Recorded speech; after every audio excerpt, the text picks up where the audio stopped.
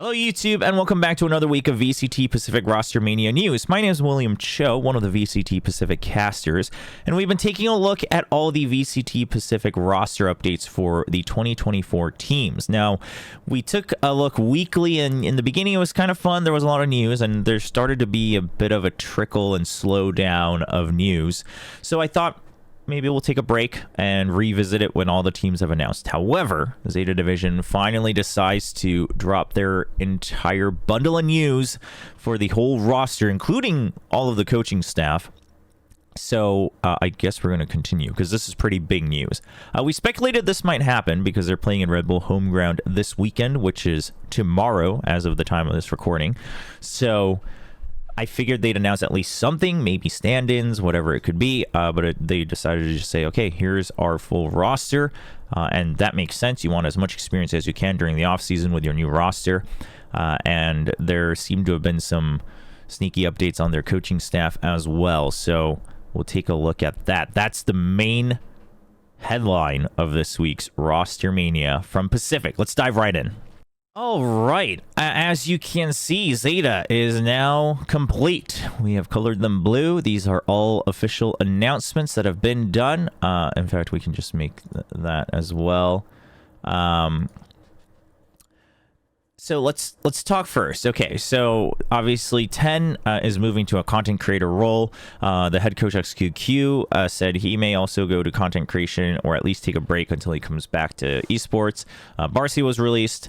And then they announced that Crow would be moving to a playing coach role. So basically a coach who can probably act as a six-man is my assumption. And then they brought in Carlo from Furia, which was an interesting choice that I think still nobody actually understands. But it, I mean, he was a coach before, so it's not like they brought in some complete stranger that no one's ever heard of. And we're like, okay, well, let's all see how you do. It's not that type of situation, but it is kind of like a, wow, how did this conversation even begin? But that was last week. With this, they've confirmed that Junior, is obviously continuing on the coaching staff. And then if you look at the VLR page, they've actually added their other analysts as well. So, they've really buffed up the whole coaching staff. Now, they put up announcements about looking for analysts prior, so I figured they were going to get more. I did not think they were going to get a six-man coaching staff. And we'll talk a little bit more about this here in a second, but interesting and great to see the commitment. Also interesting that they're putting Carlo as the head coach and then Junior remains as an assistant coach and Crow's actually just being called a coach. But I guess they're calling him a playing coach, but I guess in terms of contracts and VLR status, it's either head coach, coach, or assistant coach. So that's what he gets. He gets the coach slot. Let's first talk about the players they announced. So ZETA was looking for two more players as 10 and Crow were off the starting lineup. And if we think about the initial roles that they mostly played in 2023, you're looking at the main initiator / info initiator. So kind of like your main Sova / Fade or Sky if you're playing single initiator maps. And then your mainly Sentinel. Now that was kind of up for debate as Chamber starts to creep back into the meta, and Laz of course is the go-to Chamber on this roster.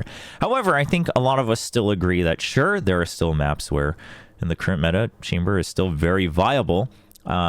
He's not like going to be the go-to, right? It's more of a, okay, if we can play Chamber, we want him to be the opper, let's slot him in. But it's not like a, oh, that's just like Chamber is just who we're playing the whole time. And ZETA, now this part could change, but they did not seem like a team who wanted, Laz as the opper playing Killjoy and then Chamber on different maps. So we're assuming that they're looking for a Sentinel and an Initiator. In comes Huron and Euron. So both of these players have actually been part of the ZETA Division Academy team in the past. Yuran was actually currently still on the Academy team and was basically promoted into the main roster now. And then Huron used to be on the Academy team, and then he was playing for Fennel during this past year's Challengers Japan. So Huron got a little bit more of professional play experience, whereas Yuran was continuing just as the Academy team and the Academy squad. Now, the Zeta Division Academy squad, it seems like they were actually quite active about scrims, both internally with Zeta Division and then also just externally with whatever opportunities they could get. And if you actually look, there's either like random, more like tier 3 third-party events that they were playing at in Japan, or sometimes their coach was like streaming public scrims, obviously I would assume under the agreement of both teams, but just talking through like what he's seeing and what his analysis would be, how he would coach the team on different situations and things like that. Sadly, I don't understand Japanese, so I can't really dive into the entire content of his videos, but seems very cool. It seems like they were quite active and quite proactive in terms of getting these guys experience. The biggest question that a lot of people currently have is Yuren is mainly a smokes player. Now, first of all, in terms of official matches, obviously, as you can see, we don't have much data to work with.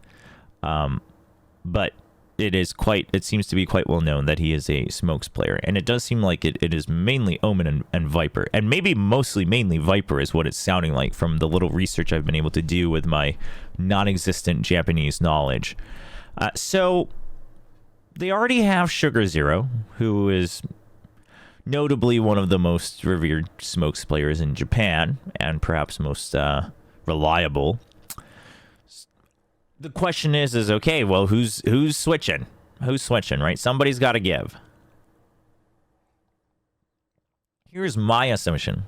It seems a lot of the community assumes, alongside myself, you're probably not going to want Sugar Zero to swap off of his role, because he's so reliable. Now, some people are saying, but then would you really want your academy guy who has less experience to switch to a new role? In my head, yes, I actually would, because they're probably more moldable as well. So if you think they have the individual prowess to learn, then sure. I mean, we've seen plenty of other teams do that in the past, right? So I don't think there's a problem with that. That theory, I think, is completely sound. You also have to remember, double smoke still just seems like a very safe way to play most of the maps in Valorant right now. And quite frankly, unless we get some crazy new ideas of abilities, and mainly, I guess, initiators, but potentially duelists, I can't imagine that double smokes is ever going to be like considered bad on most maps. Certain maps maybe, right? So, and obviously new maps could change this as well, but I mean, double smokes, if depending on your style, double smokes can really help a lot if you like to play a slow and structured style and kind of a, war of attrition type of style.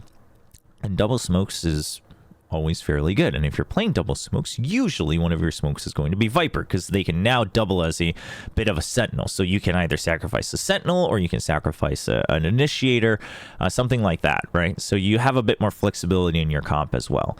So my assumption is Yuran's going to play Viper when they need it. Because quite frankly, Sugar Zero, while he was fine on any smoke, I think more of him as an Astra and maybe an Omen, rather than a Viper as much. So, you probably put him on Viper if you're playing double controller, and then you have him flex onto an initiator of some sorts in other maps, in other comps. That's my assumption. Then we move on to Huron, who does have a bit more to show, especially because obviously he was playing in Challengers League Japan. But mostly it's Killjoy and a little Cypher here and there, and a very healthy dose of Reyna. So it seems like Huron was supposed to be the replacement, so to speak, for 10, who was mostly playing the Killjoy. He can also play the Cypher, who just got buffed, and I am personally very excited to try that buff. Haven't actually had a chance to try Cypher yet after the patch. So I think you have a pretty solid Sentinel player to go with in terms of just experience and obviously, what he prefers to play. It does seem like a lot of people who follow the Japanese scene, it seems like they're fine with the Huron pickup. I see a lot of people talking about Sayuta as the best Japanese player or domestic Japanese player. So why isn't he getting picked up? Things like that. But people seem to think, okay, well, you know what? Huron's still fine. It's Yuran that a lot of people still have more questions about. So, which I think is reasonable. And ZETA obviously does have incredible stats. So, you see stats like this, and you're like, okay, well, why was Yuran picked up over this guy who has experience? Now, who knows? Maybe they tried to get him, and maybe he said no. Who knows? We don't know the actual discussion behind that. However, one thing both of these players have in common is that both of their roots are in ZETA Division Academy, right? So it also seems like ZETA is pretty set on bringing up homegrown talent, which I will say I think is very good. Unless you're just really, really bad at fostering talent, I think it's a good route to go, especially for regions that have to grow their region, right? You bring in some guys, you put them on an academy team, you try to get as many scrims for them, et cetera, and then you promote some of them, or you load them out. Now, I think DRX is maybe doing too much of that to a certain extent, but that's a whole different story. But overall, the theory is very good. So I don't think I blame them, right? And part of it could also just be maybe it's just the team culture, right? And communication. I mean, he's been part of ZETA Division Academy. You probably had so much interaction with the rest of the team, so you know that he's going to be able to follow along with how the rest of the team wants to operate.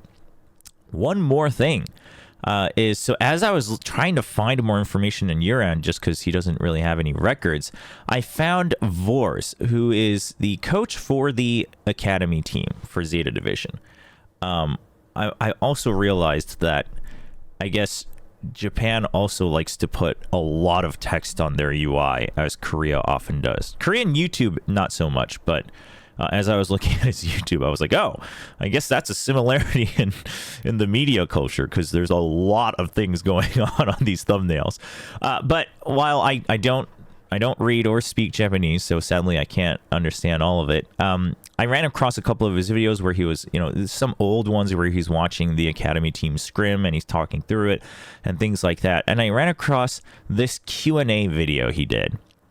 And relying on AI, so to speak, right? Relying on the YouTube auto translate. There is a question about a couple of the academy players, and there's actually quite a few questions about Crow. And he talks about the YouTube translation he says something like, Yuran is quite good on Viper, and the translation says in market. So I don't know if he just means like he's a good Viper that's on the market, or he's a good Viper when he's like playing on certain maps. Who knows? But he's a good Viper, but he could do better on other agents, is what the translation tells me. I didn't really see any other. All the comments are talking about. Apparently, there's some meme with Crow and Charizard going on in Japan. So I don't know what's going on there. But a lot of people, and not just in this video, but a lot of other videos, seem to agree that Vors seems like a really good coach, and not just in terms of like coaching the game, but a lot of people seem to agree that he has a really good head on his shoulders about just like team culture and health and really bringing up players to become better versions of themselves. It sounds like he had a big part in helping Crow, find a better routine and get healthier, and that resulting in, much better focus and things like that for him, much better, mental structure during matches on stage and things like that. So if that is all to be believed, right, which, I mean, unless the translations are vastly wrong, I don't see why we wouldn't believe that. I can see, maybe with all that culture being shared between the academy team and the main team, that's probably a big reason they're bringing up Yuran, right? It's probably an intangible that we don't know.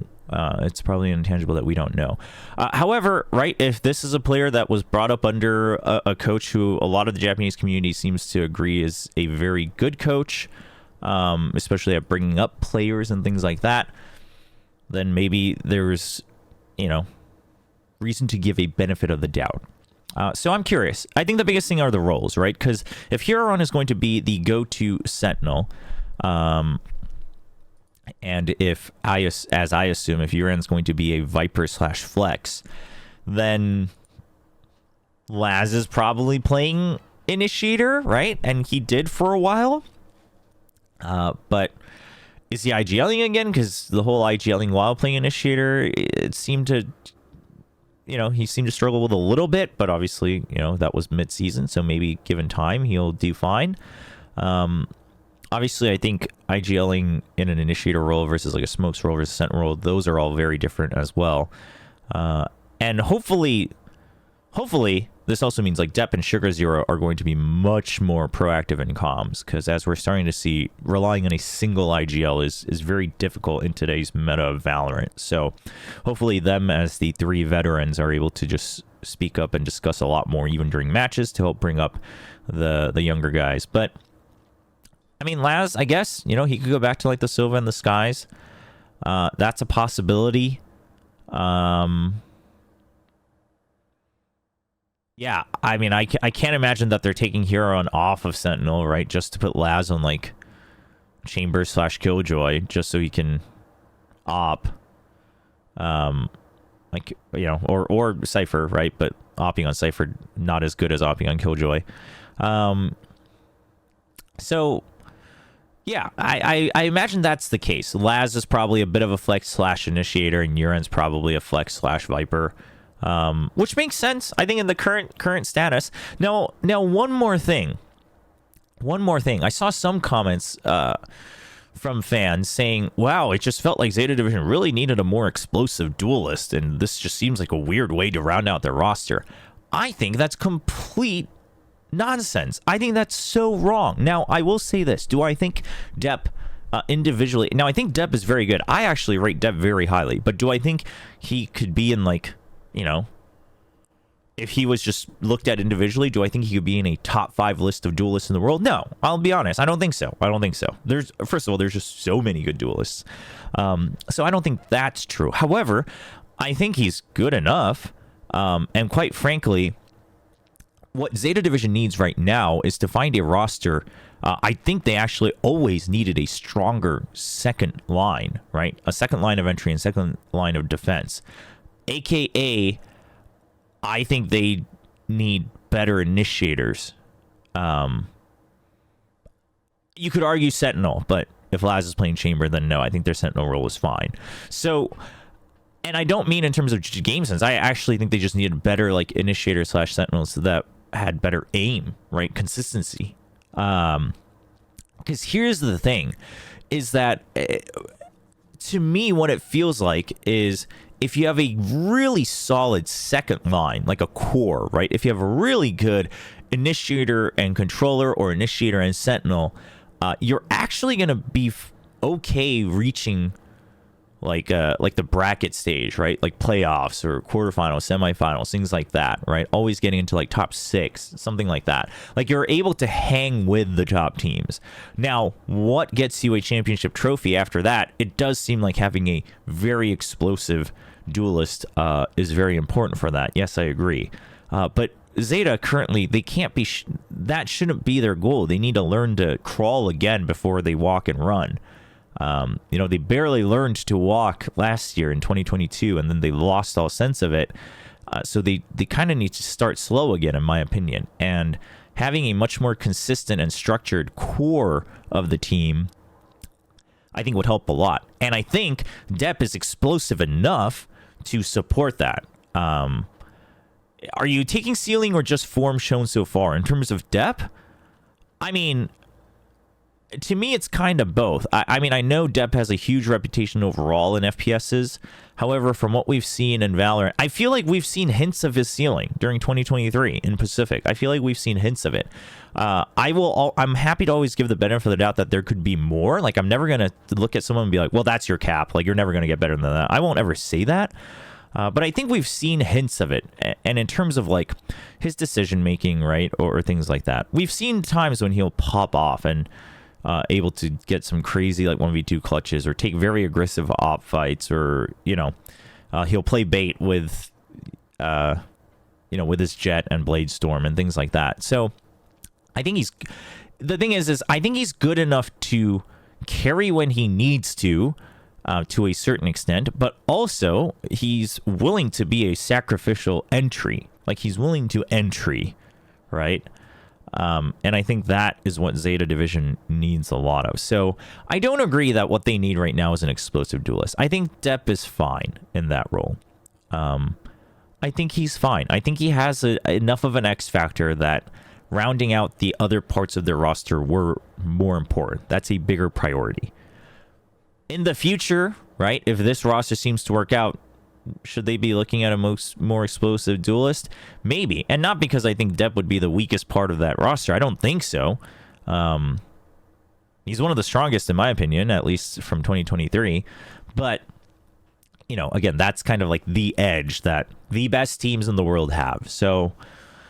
But that's a future discussion, right? I think having a stronger core and hopefully bringing on these guys that are hungry to prove themselves, they might be a bit more raw in terms of their experience, but hopefully, they're able to pick up on mechanics a lot quicker and things like that. Hopefully that allows Zeta Division to have some players that are willing to make riskier plays as well. Depp was the only one making risky plays, okay, in 2023.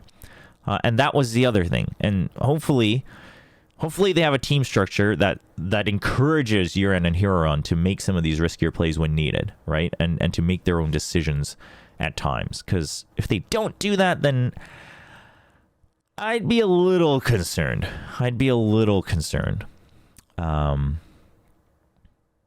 Yeah. Because it's not like Hiroron was like at the top.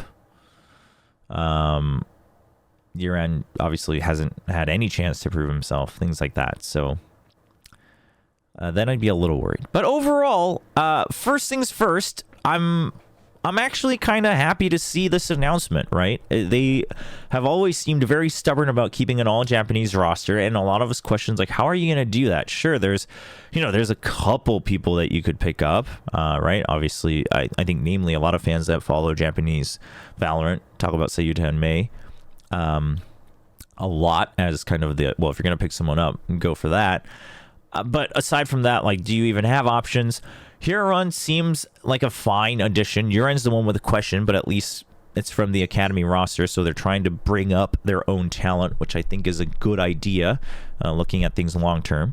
So direction-wise, I think this is fine. And then having 3 analysts, I mean, listen, if they're good at their job, this is probably really solid. So I'm kind of excited to see how this roster does. I'm willing to give them time. I don't think they'll be knocking things out of the park right out the door, but I'm curious to see how this goes. Just as a note, obviously at Red Bull Homeground, they said Depp is currently on break, so Kaidie and... Is it Kaidie or Kaidi? I don't actually know. I apologize if I butchered that. And then Yasuka are going to be stand-ins. These are also both players from the Academy roster, so they'll be standing in. Both of them seem to have quite a few highlights in any of the scrims that they were able to, or matches that they were able to broadcast. So it seems like that should be fun to watch as well. So it'll be interesting to see. But I will say they probably are. So I think that will be the stand-in for Depp, and then maybe they'll give Yatsuka some time to play in, because he played the Jet. Oh no, wait, Yatsuka also plays the Raze, if I'm not mistaken, or maybe mostly Killjoy. I'm confused. So yeah, I don't know, but I think the roles. I think Laz's role will be fairly similar to what we can expect in the future, unless they're doing a couple like fan service games and he plays Chamber when like they didn't need it. So we'll wait and see, but I think we'll get a decent glimpse at Red Bull Homeground. So overall, for what it's worth, I think Zeta has made enough changes for Zeta fans to have hope, right? It could take time, but I don't think I would dearly hope not with these types of changes, right? Bringing in a global head coach, putting a player now into a coaching slot, and then bringing in 2, younger guys, newer guys onto the team. I would hope not that they fall back to the whole let's play it safe style forever. I would hope that that's not the end goal. So Zeta Division now full roster: Laz, Depp, Sugar Zero, Hiroron, Yuren, and I'm not going to put down all the analysts because that's a lot of space, but they have quite a few analysts as well. That's exciting. Now here's what's not exciting, is that with that, I think DFM's in trouble.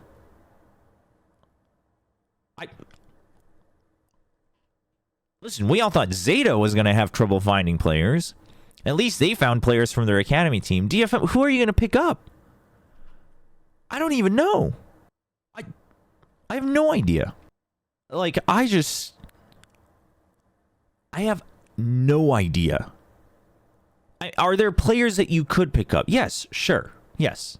There are players that you could pick up, right? ZETA's still on Fennel. You got May, you got Neth, you've got these players that we know. But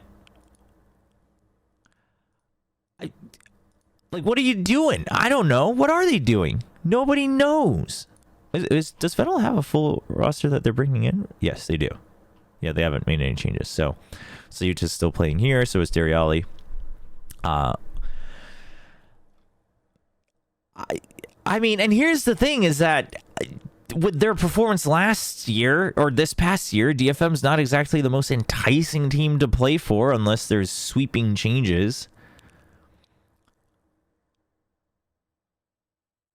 So I think DFM's in a lot of trouble. I mean, now here's the one silver lining is that now with ZETA having announced their roster, DFM's not really in any big rush to sign players, I guess, right? I mean, yeah, they're competing against other challengers teams, but if DFM can figure out their finances and offer enough for, some players to be like, okay, this seems like it's worth it, then I guess they're not really facing any competition from other VCT Pacific teams anymore, but doesn't seem great. Personally, I mean, he's if I'm not mistaken, still a free agent. Yeah, Crystal's still a free agent. So DFM seemed like they were willing to go with a bit more of a mixed roster, a global roster. Crystal used to play for a Japanese team. Now, I don't know how the comms would work out. I don't know how good the comms might have been on Scars, since they also had 2 Russian players there. So maybe part of it was just in Russian when they were playing duo roles. So I don't know how the chemistry could work out, but obviously firepower and roles, Crystal's very solid. I thought he had some good reads as well. So I'm just throwing it out there like, hey, here's a guy who's good. He used to play in Japan. But other than that, I mean, yes, there are, again, there's a fair list of Japanese players that I think absolutely deserve a shot at VCT Pacific, right? Do I think if they joined, they could, get into top 3 of VCT Pacific? That seems tough. But, again, players like ZETA, May, even Neth, to a certain extent, some of these other players, I think they all have, reason to be given a shot. But Challengers Japan seems healthy enough, right? Where it's like, well, do they risk joining DFM who had 0 wins in 2023? Or, Scars was very close to winning Ascension. So, maybe Challengers Japan looks at that and says, no, we still have a shot. I mean, yeah, they've lost some of their players. Like Scars has lost some of their best players. Obviously, Jadeite lost Izu to T1, but I just think DFM's in a lot of trouble. I don't know what they're doing. And I've heard through the grapevine that they're in a lot of trouble. Okay? I've heard through the grapevine that it's not like they already have a full 5 and they've been scrimming and we just don't know we just don't know because no one has cared to look deeply enough. It does not seem like that is the case. From everything I can gather from around me, there is no roster finalized for DFM, or it's not even close to being finalized. So listen, here's why you're in trouble. Sure, ZETA announced it, so you're not in competition with a tier 1 Japanese team anymore in terms of trying to pick up players, but Challengers teams are going to want to start to really get their reps in as well, especially if there's a lot of these events that allow some of them to have shots at, playing against some of the best teams in the world, like Fennel is going to do at Red Bull Home Ground. So you're still competing against other Challengers players, and we've heard that some of the bigger Challengers teams in Japan support their players quite well, so you still have competition there in terms of infrastructure and organization. And then on top of that, again, the off-season is actually, the time is starting to really dwindle down. It seemed like it was going to be really long and last forever, and I know from a fan perspective it's probably a little boring, but we are now in November. You're running out of time to not only practice, but have a reason to be invited to some of these off-season events, they got to get a move on. And probably part of it is you got to maybe start with the coaching staff, and maybe that's taking a while. I don't know. But this does not instill a lot of confidence for DFM getting their first win in 2024, okay? I mean, man, because they're going to have to start over.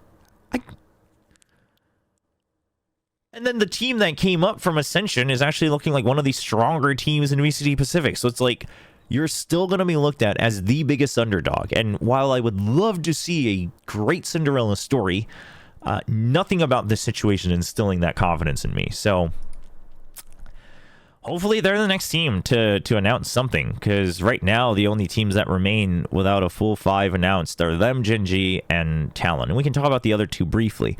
So right after last week's recording, Gen G confirmed that Lockio was signed for Gen G. So as I mentioned, their core looks fine.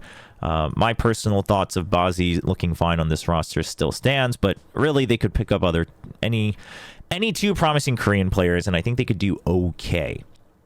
I think they could do okay. It seems like the insider community in Korea are also willing to give HSK the benefit of the doubt, given, you know, his previous experiences and overall his philosophy of the game. So take that as you will. So, you know, but I'm kind of in the 50-50 boat of like, I mean, yeah, but he hasn't proven anything as a coach yet, so jury's out, but take that as you will. Now, going on to Talon, Lenny was the most recent rumor here for Talon. Obviously, Lenny used to be part of the Team Secret 6th man structure. Did play 1 game. It did not go well. They had him bring out the Gecko, and it didn't go well against DRX. But, you know, Lenny, there's been decent praise of Lenny in the past as well as an individual player, so it does not seem far-fetched. I would say it seems less far-fetched than the Governor rumor. So there's 2 players. I mean, I don't have any standing on these in terms of like, do I think either is more likely or anything like that? Do I have any other insider information? No, I don't. I just have the public rumors that everyone has access to. So we'll have to wait and see.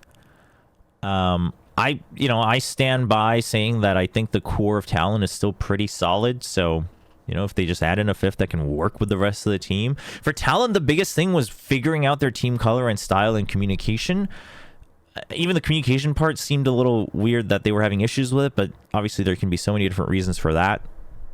So I think, you know, just add in a 5th that can work with the team, and I think they'll be okay. But yeah, DFM. I mean, again, so right, like Gen G, okay, solid core. All right, you know, they might not be the best team, but it seems like, you know, they'll be okay. Talon, you know, as long as the chemistry doesn't suddenly break apart again, they should be okay. And then you look at DFM, and I'm like, no, I don't think so. I don't think it's going to be okay, and that's a little concerning. But I hope for DFM's sake, and I hope for the Japanese Valorant scene's sake, that it's fine if it's... I don't personally mind if it's rookies, but if there is very solid logic behind that, and it's a long-term commitment, and you show from match to match that it's growing in the right direction, then you can prove yourselves with the rookies. Personally, that's fine by me. The fans probably won't be happy about it, the DFM fans, but personally, I'm fine with that, but you gotta do something. It's not looking good. So 3 out of 11 teams remain to announce their full 5 roster.